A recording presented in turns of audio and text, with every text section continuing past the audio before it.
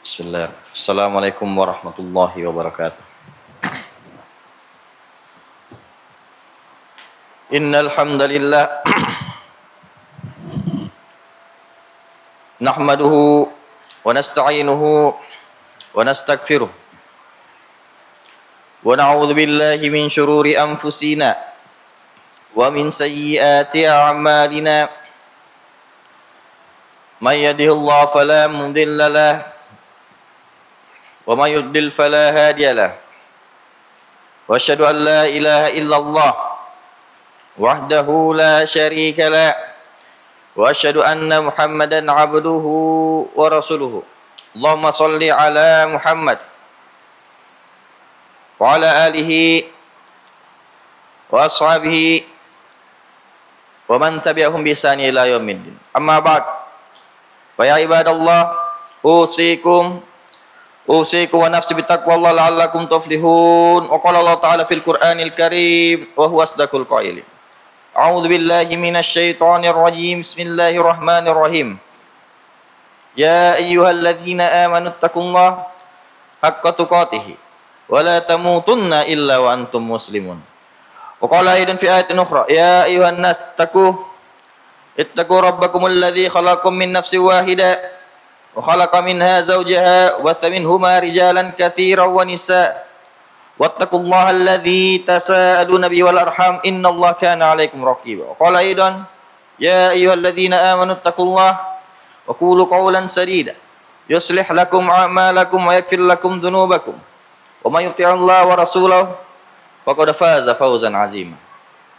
Amma ba'd. Ma'asyiral muslimin sidang jamaah Jumat rahimani wa rahimakumullah.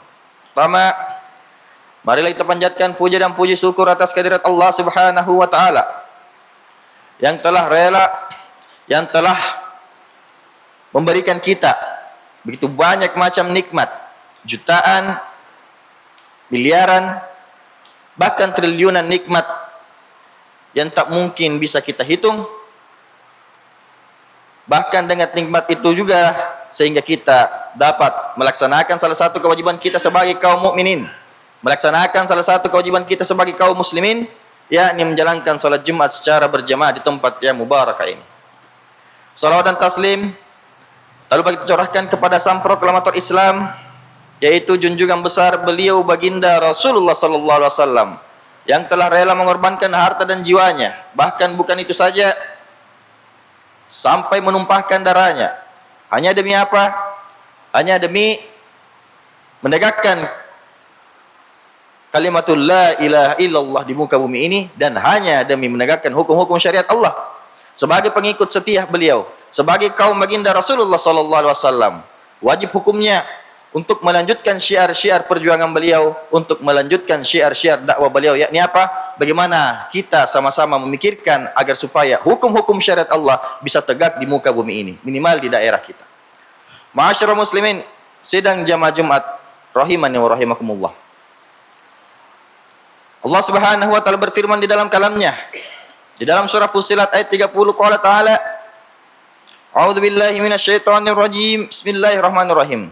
Innal ladzina qalu rabbuna Allah tsumma istaqamu tatanazzalu 'alaihimul malaikah alla takhafu wa la tahzanu wa abshiru bil jannati allati kuntum tu'adun. Shadaqallahul azim. Yang artinya di mana Allah Subhanahu wa taala berfirman dalam kalamnya, di dalam Qur'annya. Kata Allah, innal ladzina qalu rabbuna Allah, ada dari kalangan hambaku, ada segelintir, ada sekelompok, segolongan dari kalangan hambaku yang mendeklarasikan bahwasanya aku ini adalah Tuhannya. Rabbunallah, Tuhan kami ialah Allah. La ilaha illallah, tiada Tuhan yang berhak untuk kita sembah selain Allah Subhanahu wa taala. Lalu apa kata kelompok tersebut? Tsumma istaqamu, setelah mendeklarasikan bahwasanya tiada Tuhan yang berhak untuk disembah selain Allah, lalu mereka istiqomah di jalan ketaatan kepada Allah Subhanahu wa taala. Lalu kemudian mereka istiqomah di dalam ketaatan at-taqarrub wa ta'abbud ilallah. Maka apa respon Allah melihat perihal demikian? Apa balasan Allah kepada kelompok hambanya yang melakukan demikian? Kata Allah, tatanazzalu alaihimul malaika. Allah menurunkan pada tentaranya. Allah menurunkan para malaikat-malaikatnya. Apakah Allah hanya menurunkan saja jemaah sekalian?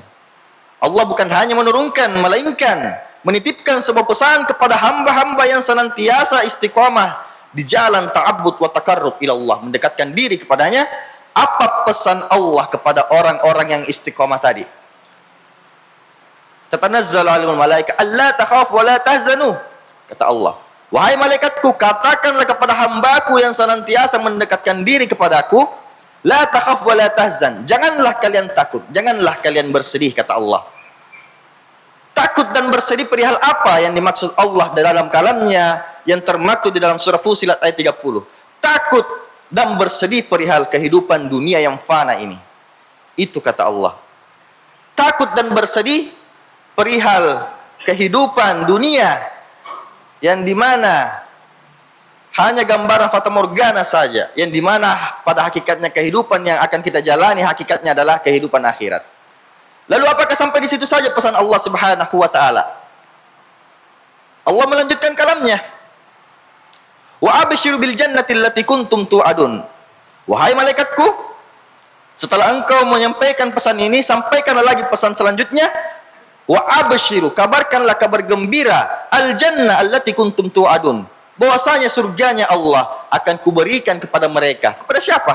Mereka yang senantiasa istiqamah di jalan ketaatan kepada Allah. Mereka yang senantiasa konsisten di dalam takarrub wa ta'abbud, mendekatkan diri kepada Allah Subhanahu wa taala.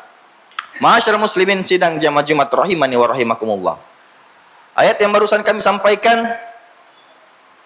adalah ayat yang membahas tentang hakikat daripada istiqomah. Jika kita lirik makna secara istilah, maka kita akan mendapati bahwasanya istiqomah itu dikatakan adalah luzum taatillah, terus menerus, konsisten, tanpa pamrih, tanpa mengharapkan imbalan. At-ta'abbud, yaitu mendekatkan diri beribadah kepada Allah Subhanahu wa taala.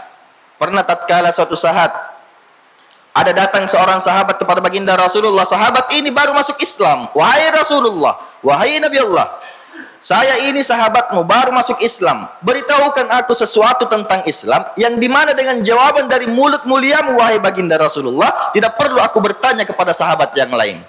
Melihat pertanyaan ini, maka apa respon baginda Rasulullah sallallahu alaihi wasallam? Maka Nabi memanggil sahabat yang bertanya tadi. Wahai sahabatku, wahai fulan, kemarilah.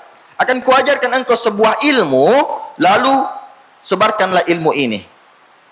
Maka apa yang keluar dari mulut mulia baginda Rasulullah mendengar pertanyaan sahabat tadi? Kul amantu billah tsumma istaqim. Hanya dua saja yang diajarkan oleh Nabi kepada sahabat yang bertanya tadi. Jika engkau ingin selamat dunia dan akhirat, wahai sahabatku, kul amantu billah, katakanlah aku beriman kepada Allah, kata Nabi. Tsumma istaqim, lalu kemudian aku istiqomah di jalan ketaatan, mendekatkan takarrub diri kepada Allah Subhanahu wa taala. Hanya dua pesan yang Nabi berikan kepada sahabat yang bertanya tadi. Beriman kepada Allah, lalu istiqomah di jalan ketaatannya. Akan tetapi jamaah hadirin Jumat yang dimuliakan oleh Allah Subhanahu wa taala, timbul pertanyaan dalam benak kita. Iman yang apa yang dimaksud oleh Nabi di sini? Apakah seseorang dengan hanya mengucapkan, mendeklarasikan la ilaha illallah itu sudah cukup dikatakan beriman? Di dalam hadis ini dijelaskan bahwasanya orang yang beriman itu yang dimaksud oleh Nabi adalah, di dalam hadis lain dijelaskan oleh Nabi, al-iman huwa nisfan. Tipikal ciri-ciri orang beriman itu ada dua jemaah sekalian. Kata Nabi apa? Fanisfu fis sabri, sebahagian iman itu ada di sabar, letaknya ada di sebuah konsep kesabaran.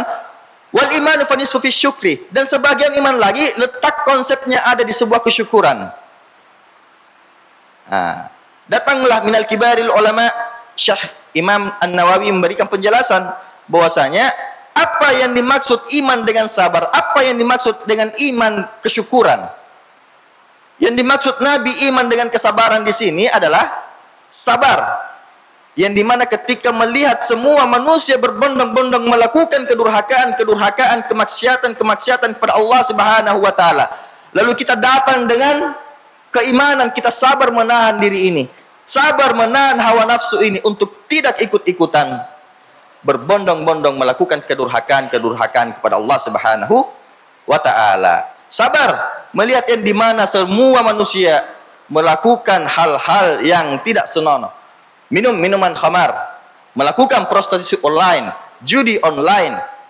Lalu kita menahan diri ini untuk tidak ikut-ikutan sebagaimana hal layaknya pada manusia umum melakukan sedemikian rupa. Sabar melihat yang dimana semua manusia, masih banyak dari kalangan sebagian kita yang merayakan hal-hal yang tidak mesti untuk dirayakan. Merayakan tahun baru misalnya, sebagaimana yang kemarin, apalagi yang akan datang ini merayakan hari-hari Valentine. Karena ada hadis mengatakan bahwasanya man tashabba biqaumin fa huwa minhum. Barang siapa yang mengikuti sebuah konsep tradisi adat kaum, maka dia adalah bagian dari mereka. Jadi ini adalah konsep sebahagian daripada iman yang dibangun oleh baginda Rasulullah, yaitu sabar menahan hawa nafsu, menahan diri ini, yang dimana ketika semua manusia, tetangga, sanak kerabat, family kita melakukan kedurhakaan, melakukan kemaksiatan kepada Allah, kita sabar menahan diri untuk tidak melakukan sedemikian rupa, maka kita pada hakikatnya telah merealisasikan, telah mengaktifkan sebahagian makna daripada iman. Lalu kemudian sebagian iman letaknya di mana lagi jemaah sekalian? Sebagian iman letaknya di syukur, di konsep sebuah kesyukuran. Wal iman fa nisfu fi syukri, kata Nabi. Maka Imam Nawawi memberikan penjelasan lagi, konsep syukur apa yang dimaksud Nabi di sini. Syukur yang bagaimana yang dimaksud oleh baginda Rasulullah SAW sehingga kita dikategorikan layak sebagai orang-orang yang beriman. Maka kata Imam Nawawi, syukur ketika Allah memberikan kita sebuah kesehatan, lalu kita fungsikan kesehatan itu ketika mendengarkan Allahu Akbar, Allahu Akbar.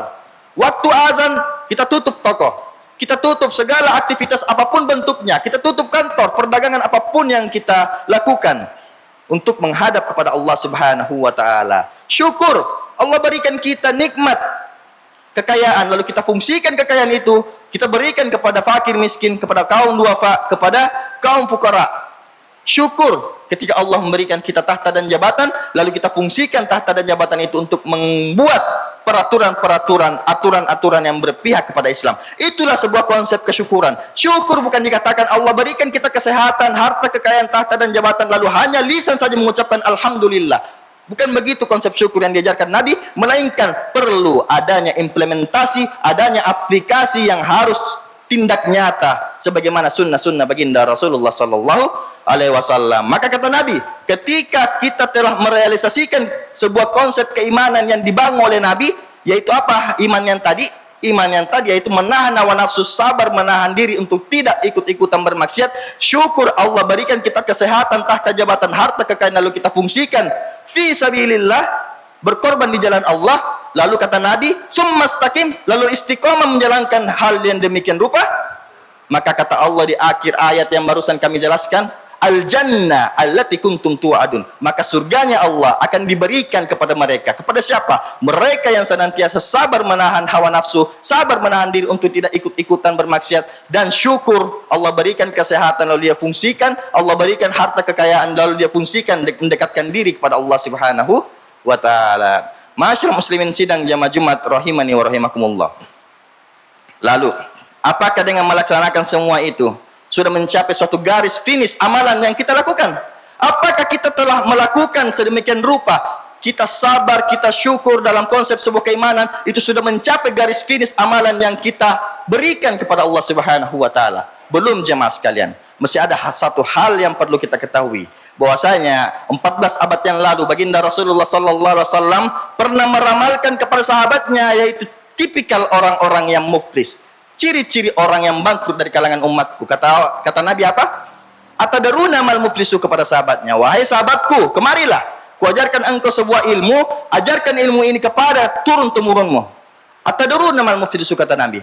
Apakah kalian tahu wahai sahabatku siapakah orang-orang yang muflis, orang-orang yang bangkrut, kata Nabi. Maka sahabat menjawab dengan jawaban yang sangat rasional, dengan jawaban yang spontan. Apa kata sahabat? Qalu al-muflisu fina ma la dirham wala mata ya Nabi. Wahai Nabi, orang yang muflis, orang yang bangkrut itu adalah mereka-mereka yang tidak memiliki harta kekayaan sedikit pun sama sekali. Nabi ketawa mendengar jawaban sahabatnya.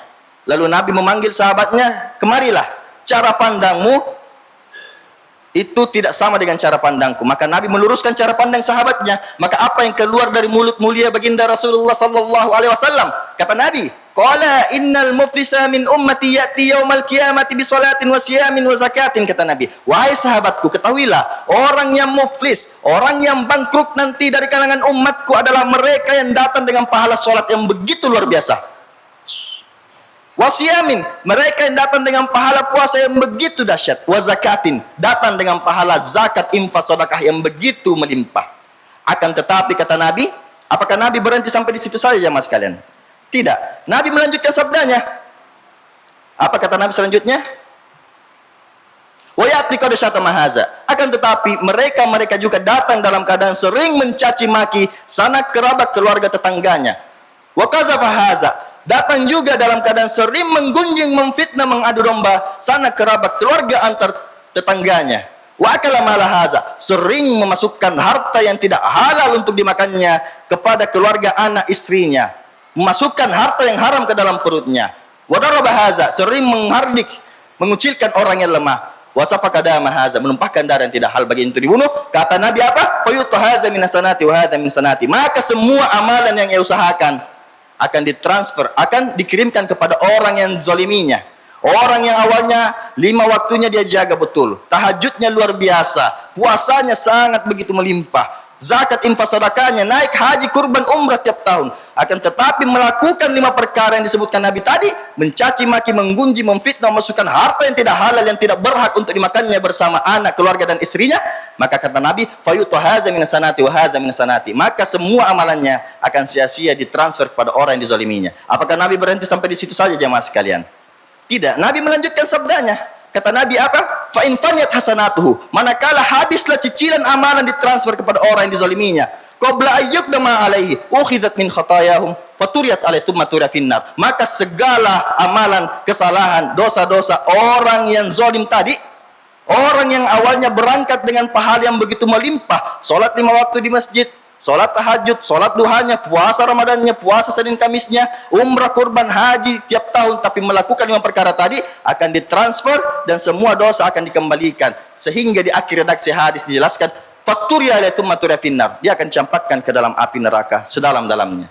Mengapa ada tipikal hamba atau kaum baginda Rasulullah seperti demikian? Kata Nabi, karena semasa hidupnya di dunia dia hanya mentitik fokuskan hablum minallah tanpa pernah memikirkan bahwasanya ada yang namanya hablum minan nas, hubungan sosial, kesolehan antar sesama manusia, antar sesama masyarakat. Ini juga perlu dibangun, bukan hanya hablum minallah saja yang dititik fokuskan. Nah, inilah ciri-ciri orang yang muflis, ciri-ciri orang yang bangkrut, kata baginda Rasulullah 14 abad lalu silam, yang dimana diajarkan kepada sahabatnya dan sampailah hadis itu kepada kita. Semoga dengan khutbah yang singkat ini bisa memberikan kita ibrah, pelajaran dan hikmah sehingga kita bisa senantiasa mengupgrade, meningkatkan kualitas keistiqomahan kita dan terhindar daripada sifat-sifat orang yang muflis tadi.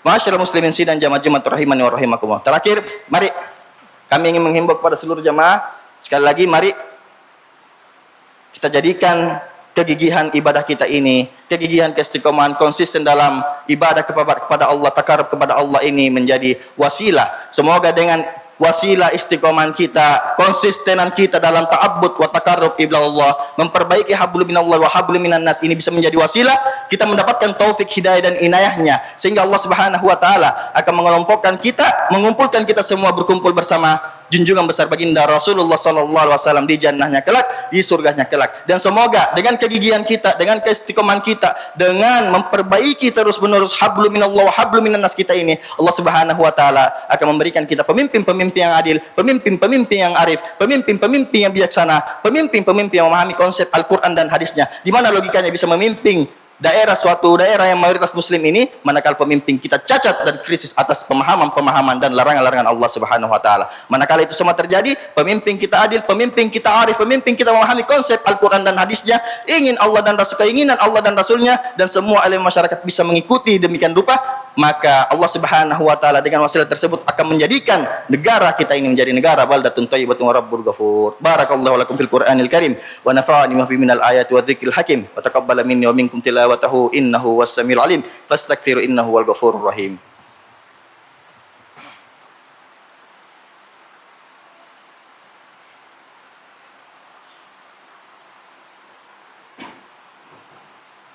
Alhamdulillah ala ihsanihi wa syukrulillah ala taufiqi wa amtinanihi wa syahadu an la ilaha illallah wahdahu la syarikalah lahu tasliman katsiran li sya'nihi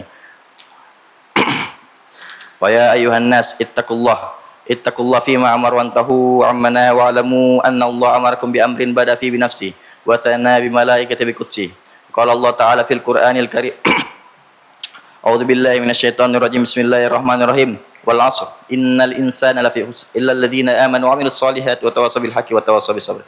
Wa qala in fi ayatin ukhra innallaha wa malaikatahu yusholluna 'alan nabi ya ayyuhalladzina aamanu shallu 'alaihi wa sallimu taslima. Allahumma shalli 'ala Muhammad wa 'ala ali Muhammad kama shallaita 'ala Ibrahim wa 'ala ali Ibrahim fil 'alamin innaka Hamidum Majid. Warda Allahumma an khulafa'ir rasyidin Abi Bakr wa Umar wa Utsman wa Ali wa an baqiyatis sahabah wat tabi'in wat tabi'in lahum bi ihsan ila yaumiddin warda 'anna mahum bi rahmatika ya arhamar rahimin. Allahumma ighfir lil muslimina wal muslimat wal mu'minina wal mu'minat al ahya'i minhum wal amwat wa ya qadiyal hajat. Allahumma a'izzal islam wal muslimin wa azil syirk wal musyrikin wa khudhil man khadhal muslimin wa dammir a'da'ad-din wa a'li kalimatika ila yaumiddin. Allahumma ansur ikhwanana al mujahidin fi Palestin. Allahumma ansur ikhwanana al mujahidin fi Palestin. Allahumma ansur ikhwanana al mujahidin fi Palestin. Allahumma ansur ikhwanana al mujahidin wal mujahidat fi ahli Gaza, fi Suriah, fi Iraq, wa fi masharikil ard ila magharibiha. Allahumma idfa' 'anna al-ghala wal waba wal fakhsya'i wal munkar ma dhahara minhu wa batan 'an baladina Indonesia khassatan wa sa'ir buldani muslimin 'amatan ya rabbal alamin. Rabbana zalamna anfusana wa illam taghfir lana wa tarhamna lakunanna minal khasirin. Rabbana atina fid dunya hasanah wa fil akhirati hasanah wa qina adzabannar. Badallah innallaha ya'muru bil adli wal ihsan wa ita'i dzil qurba wa yanha 'anil fakhsya'i wal munkar wal baghi ya'idukum la'allakum tadhakkarun wa la dzikrullahi akbar wallahu ya'lamu ma tasna'un. Kimas